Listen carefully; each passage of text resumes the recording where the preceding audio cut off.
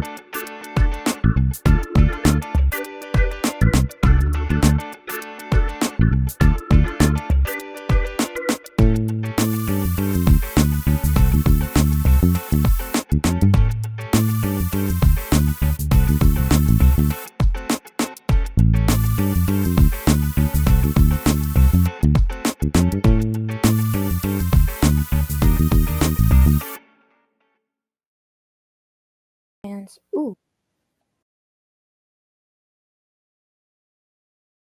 Well, thank you, recording bots. Well. 2 of them. Yeah. Yeah, there's 2 of them. One's a backup for the other one. Okay. Yes.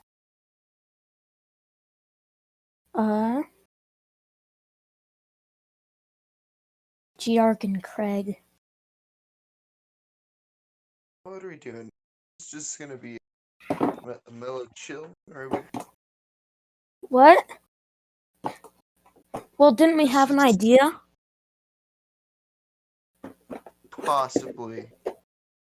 Yes, we did have an idea. So, what was the idea again?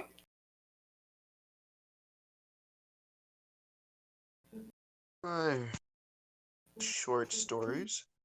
Yeah. For 30 minutes. The 2 of us. Yes. Yeah. Just look some up. Stories. I have them. What? Said I'm reading Tales from the Odyssey. Are those short stories? Yes, they are. Well, then read one. So, let's see how long the first chapter.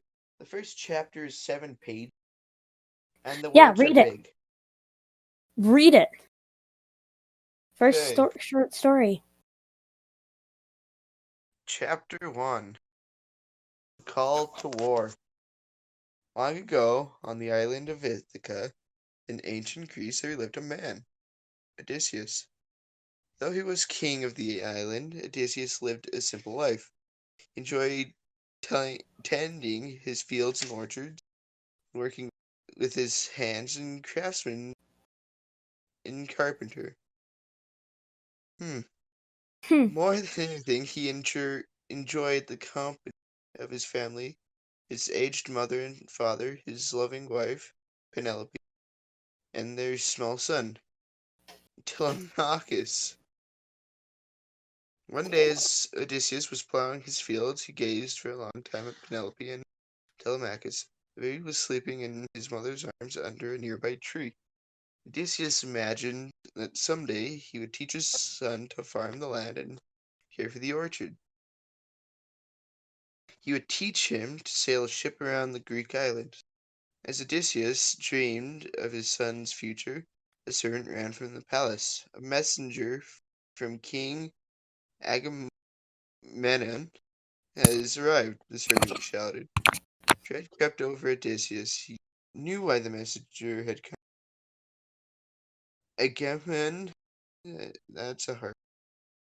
The ruler of all Greek islands was calling for the princes of Greece to wage war against the faraway city of Troy. A Trojan prince had kidnapped a Greek queen named Helen, taking her from her husband. Odysseus of Ithaca, the messenger shouted, I bring orders for you to join King Agamemnon in the fight against Troy. Odysseus glared at the man, trying desperately to think of some way to avoid leaving his family. Though he was a brave warrior and leader of men, his love for his family overshadowed all else. He loathed the thought of having to leave his home. Odysseus, the messenger shouted, remember it was you yourself who first for a countryman to swear to defend the marriage of Helen. Odysseus remembered this well. Helen was the most beautiful woman in all the world, and she was old enough to wed. All the princes and kings of Greece had wanted to marry her.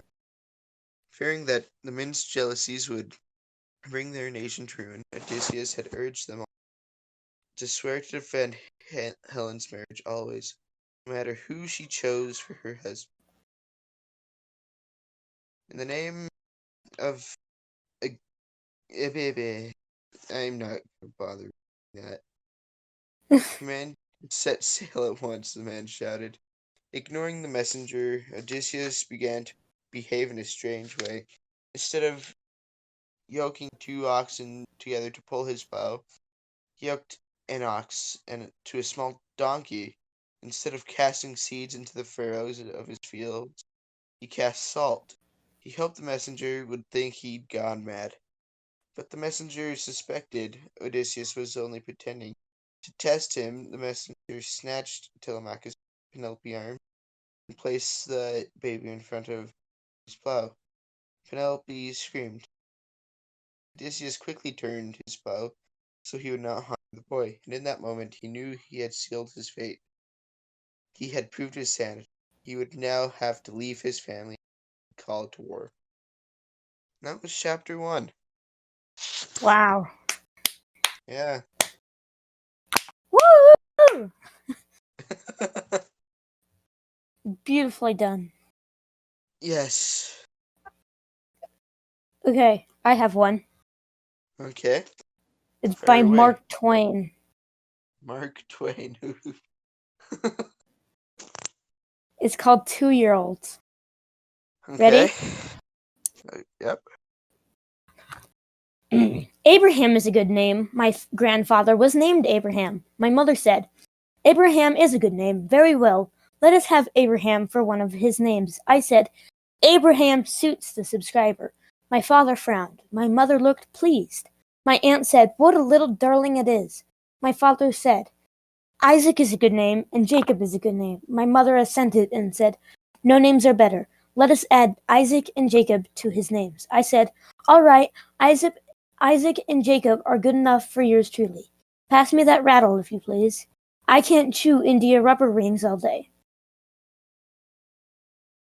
Not a soul made a memorandum of these sayings of mine for publication. I saw that, and did it myself.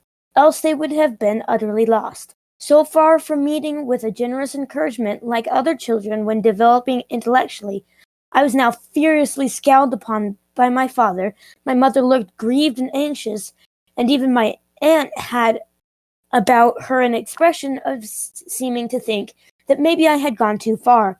I took a vicious bite out of an India rubber ring and covertly broke the rattle over the kitten's head and said nothing. Presently my father said, Samuel is a very excellent name. I saw that trouble was coming. Nothing could prevent it.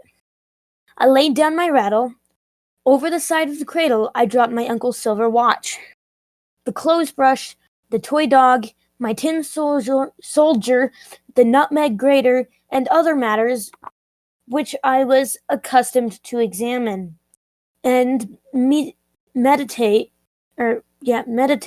upon and make pleasant noises with, and bang and batter and break when I needed wholesome entertainment. Then I put on my little frock and my little bonnet, and took my pygmy shoes in one hand and my licorice in the other, and climbed out onto the floor. I said to myself, now, if the worst comes to worst, I am ready. Then I said aloud in a firm voice, Father, I cannot wear the name of Samuel. My son! Father, I mean it. I cannot. Why? Father, I have an invincible antipathy to that name. My son, this is unreasonable. Many great and good men have been named Samuel. Sir, I have yet to hear of the first instance. What? There was a Samuel the prophet. Was not he great and good? Not so very. My son, with his own voice, the Lord called him. Yes, sir. And had to call him a couple times before he could come. And then I sailed forth, and that stern old man sallied forth after me. He overtook me at noon the following day, and when the interview was over, I had acquired the name of Samuel, and a thrashing and other useful information. And by means of this compromise, my father's wrath was appeased, and a misunderstanding bridged over, which might have become a permanent rupture if I had chosen to be unreasonable. But judging by this episode, what would my father have done to me if I ever uttered his hearing one of the flat, sickly things 2-year-olds say in print nowadays? In my opinion, there would have been a case of infanticide in our family. That one was weird, but okay.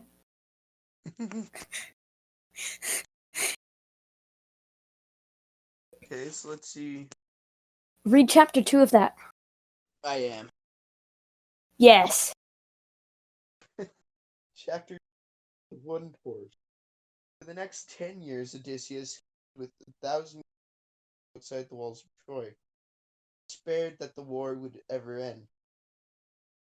Slew many Trojan leaders in battle who had Greek husband herself and captive Troy, been able to make way to the city and take her. One day Odysseus left sat alone on the Trojan. The separation of his wife felt terribly sad that he missed him grow up. He feared that his mother and father might have died while he was at war, and that he would never lay eyes on them. Suddenly, a tall woman appeared before Odysseus. She wore a shining helmet and spear and shield. The woman, the goddess of wisdom, war, the daughter of Zeus. Athena stared at Odysseus with flashing gray eyes. Her gaze was fierce. It was Athena had always been fond of it. She admired his skills as a carpenter and craftsman. She loved him for his strength and clever. speechless as he stood before the goddess. "I have come to help you take Helen back from the Trojans," he said. "Here is how you shall bring down the walls. Direct your carpenter to build a giant It was a pig that did hide karate. inside, while the rest What? What? of the horses and abandoned Trojans inside their walls. When night falls and the Greeks open the gates, the goddess then left as she had come. Odysseus set to work at once, called for his best carpenter, and directed him to build the giant. In the horses, Odysseus carved side chose his upper rope trap themselves warriors board their ships What's another and one? sleep. Eagles sprang. Okay. This Trojan out. Right at the spill it and then ashore. This is ours, said it. That is Holland and no, you must gifts. Juice World. What it other the argument did by a soldier who had allowed himself to be a Trojan. He claimed to be a traitor. This horse is a gift for us, he lied. Destroy it, the goddess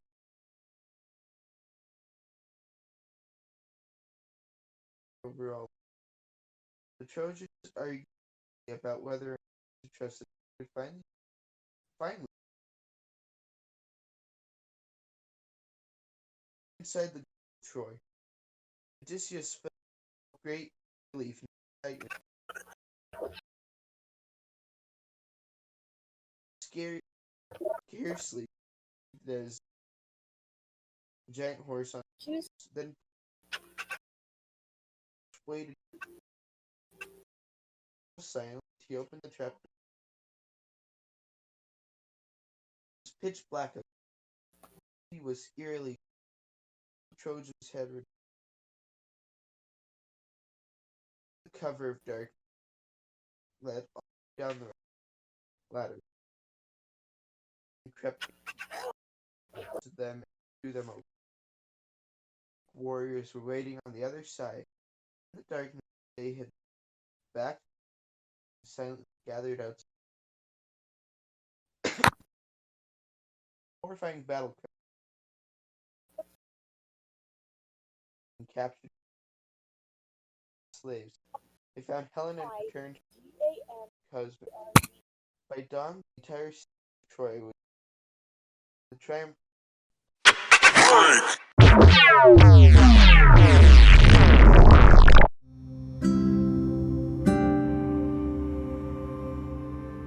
This podcast is made possible by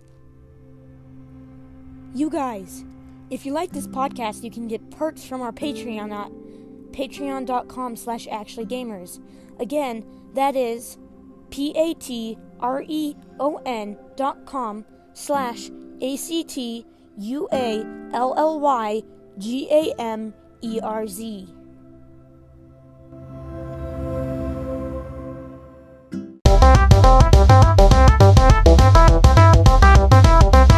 Warriors looked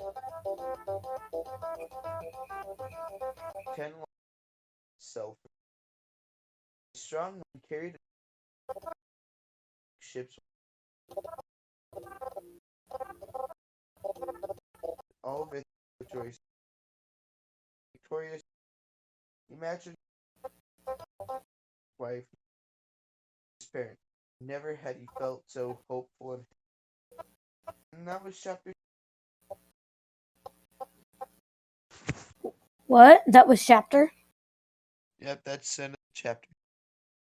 Okay. Ready? Yep. This one's called The Fable of the Preacher Who Flew His Kite, but not because he wished to do so, by George Ade. A certain preacher became wise to the fact that he was not making a hit with his congregation. The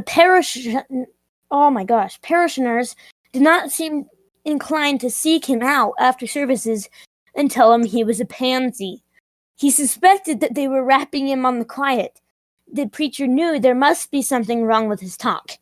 He had been trying to expound in a clear and straightforward manner, omitting foreign quotations, setting up for illustration of his points such historical characters as were familiar. As were familiar to his hearers, putting the stubby old English words ahead of the Latin, and rather flying low along the intellectual plane of the aggregation that was chipped in to pay his salary. But the pew holders were not tickled. They could understand everything he said, and they began to think he was common. So he studied the situation and decided that if he wanted to win them and make everybody believe he was a nobby and boss minister, he would have to hand out a little guff. He fixed it up good and plenty. On the following Sunday morning, he got up on the lookout and read a text that didn't mean anything, read from either direction, and then he sized up his flock with a dreamy eye and said, "We cannot more adequately voice the poetry and mysticism of our text than in those familiar lines of the great Icelandic poet Egon, I don't want to butcher this name, but Navrojk. To hold is not to have. Under the seared firmament where chaos sweeps and vast futurity sneers at these puny aspirations, there is full reprisal.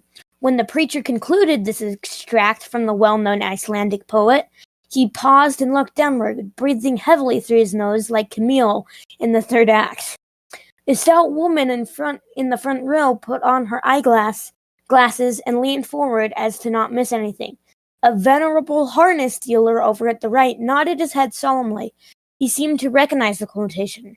Members of the congregation glanced at another one as if to say, "This is certainly hot stuff." The preacher wiped his brow and said he had no doubt that everyone within the sound of his voice remembered what Quarles had said. Following the same line of thought, it was Quarles who disputed the contention of the great Persian theologian Ramtazuk that the soul in its reaching out after the unknowable was guided to the spiritual genesis of motive rather than by mere impulsive mentality. The preacher didn't know what all this meant, and he didn't care. But you can rest easy that the pew holders were on a minute. He talked it off in just the way that Cyrano talks when he gets Roxanne so dizzy that she nearly falls off the piazza. Oh my gosh. The parishioners bit their lower lips and hungered for more first-class language. They had paid their money for tall talk and were prepared to solve any and all styles of delivery. They held on to the cushions and seemed to be having a nice time. The preacher quoted copiously from the great poet Amoebus. He recited 18 lines of Greek and then said, "How true this is!" And not a parishioner batted an eye. It was Amoebus whose immortal lines he recited in order to prove the extreme horror of the position assumed in the controversy by the famous Italian Polenta. He had them going, and there wasn't a thing to it. When he would get tired of taking philosophy, he would quote from a celebrated poet of Ecuador or Tasmania or some other seaport town. compared with this verse, all of which was the same school as the Icelandic masterpiece. The most obscure and clouded passage in Robert Browning was like a plate glass front in a street candy store just after the colored boy gets through using the chamois. Why? After that, he became eloquent and began to get rid of long Boston words that hadn't been used before that season. He grabbed a rhetorical Roman candle in each hand, and you couldn't see him for the sparks. After which, he sank his voice into a whisper and talked about the birds and the flowers. Then, although there was no cue for him to weep, he shed a few real tears, and there wasn't a dry glove in the church. After he sat down, he could tell by the scared look on the people in the front that he had made a 10 strike. Did they give him the joyous palm that day? Sure! The stout lady could not control her feelings when she told how much the sermon had helped her. The venerable harness dealer said he wished to endorse the able and scholarly criticism of polenta. In fact, everyone said the sermon was super fine and dandy. The only thing that worried the congregation was the fear that if it wished to retain such a whale, it might have to boost his salary. In the meantime, the preacher waited for someone to come and ask about polenta, amoebus, ramtazook, corliss, and the great Icelandic poet, I can't pronounce that last name, Navragic. But no one had the face to step up and confess his ignorance of these celebrities. The pew holders didn't even admit among themselves that the preacher had rung in some new ones. They stood pat and merely said it was an elegant sermon, perceiving that they would stand for anything. The preacher knew what to do after that. Moral: give the people what they think they want.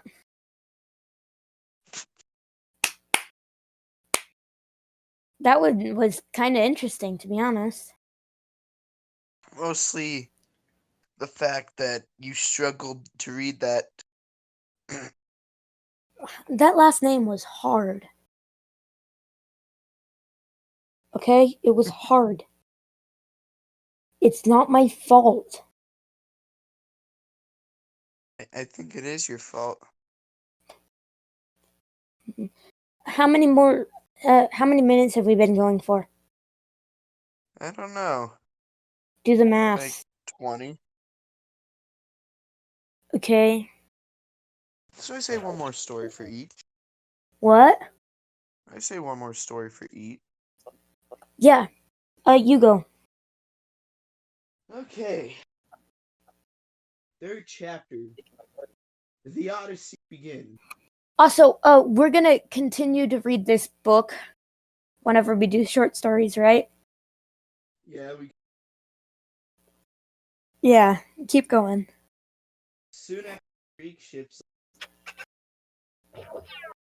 lightning above the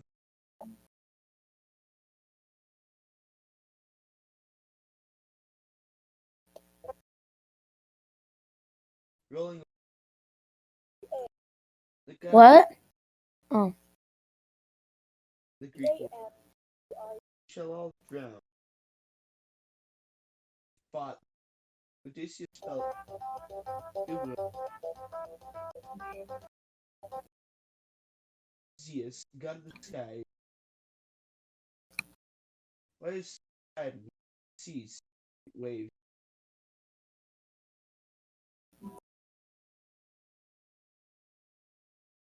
The god, tell me, invaded. Violent. The Greeks had offended to victory. Now her anger might drown them all.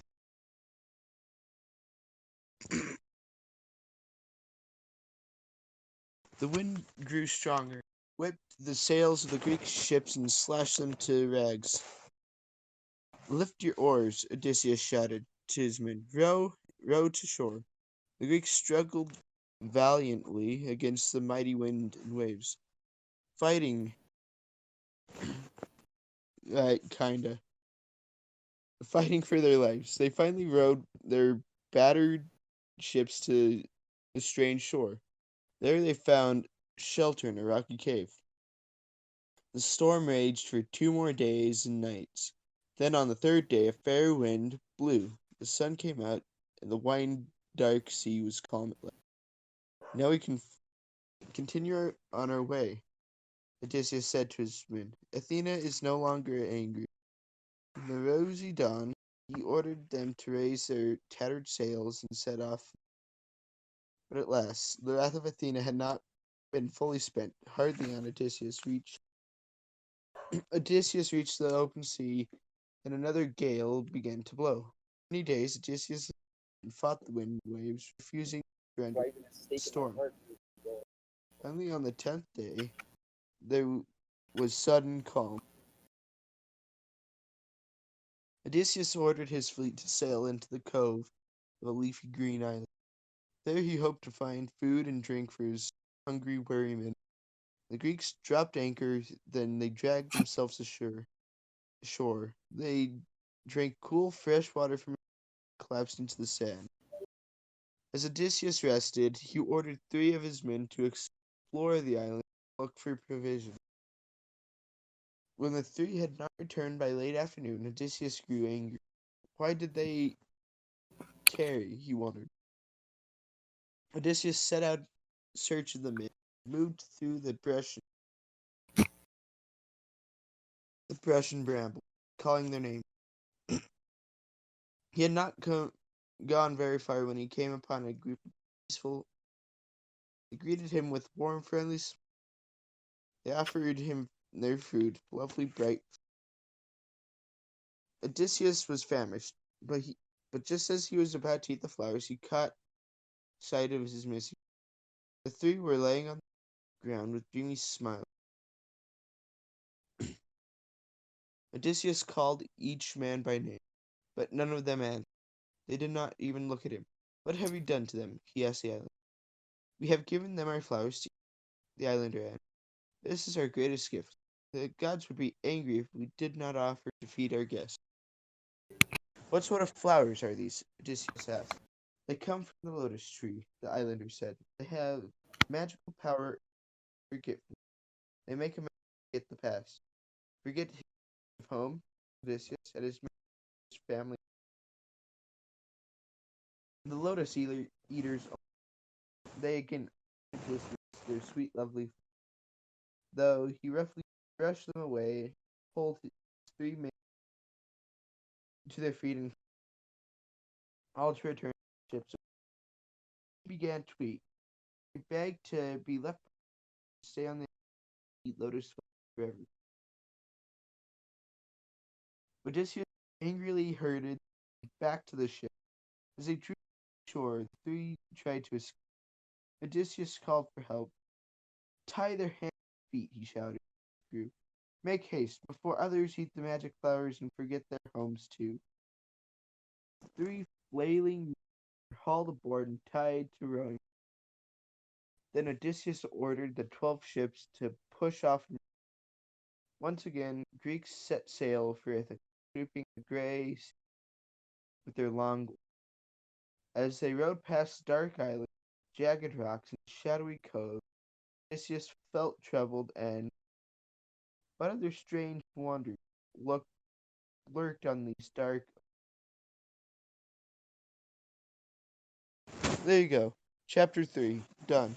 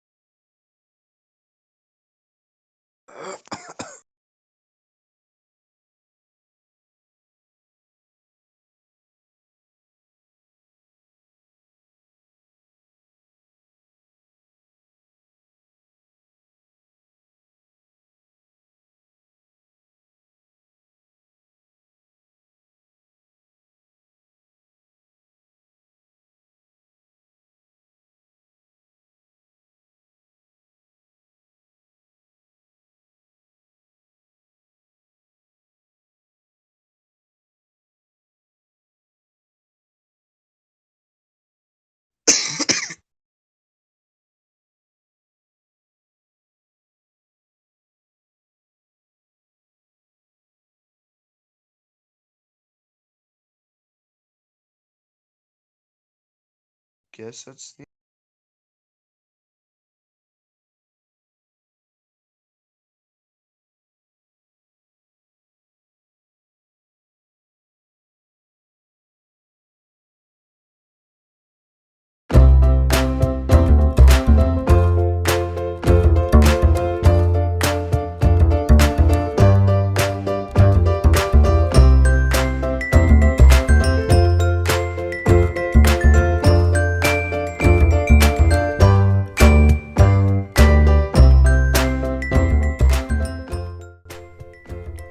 Thanks for listening. If you like this podcast, you can get perks from our Patreon at patreon.com/actuallygamers. Again, that is patreon.com/ACTUALLYGAMERZ. You can also subscribe on Apple Podcasts or follow us on Spotify. Thank you for listening.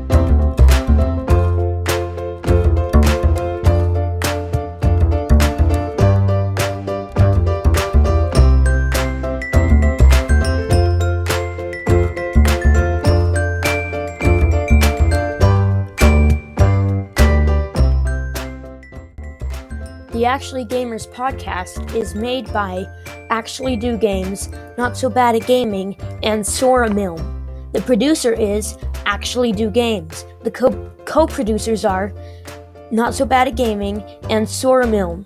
The host is Actually Do Games, and your co-hosts are Not So Bad at Gaming and Sora Milne. Technical producer and sound design by Not So Bad at Gaming. Intro and outro by Actually Do Games.